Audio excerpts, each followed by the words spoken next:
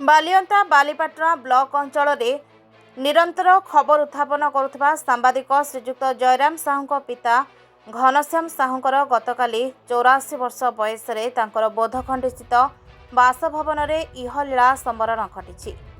ସେ ଦୀର୍ଘ ଦିନ ଧରି ବାର୍ଦ୍ଧକ୍ୟଜନିତ ଅସୁସ୍ଥତା ଥିଲେ। ଗତକାଲି ମୃତ୍ୟୁଶଯ୍ୟା ନିକଟରେ 2 ପୁତ୍ର ଓ ପୁତ୍ରବଧୂ 3 ନାତି ନାତୁଣୀ ଉପସ୍ଥିତ ଥିଲେ। ସେ ଜଣେ ଭଲ ଡାକବାଲା ବୋଲି ଶିଶିଲ ପୁରଣ ଅଞ୍ଚଳରେ ଜଣାଶୁଣା। ମାତ୍ର 20 ଟଙ୍କା ମାସିକ ଧାରଣରେ ସେ ଡାକସେବା ଅଞ୍ଚଳବାସୀଙ୍କୁ ଅତୀତରେ ସେବା ଯୋଗାଇ ଆସିଥିଲେ, ଯେତେବେଳେ ଡାକସେବା ଉପରେ ସମସ୍ତ ଯୋଗାଯୋଗ ବ୍ୟବସ୍ଥା ନିର୍ଭର ଥିଲା।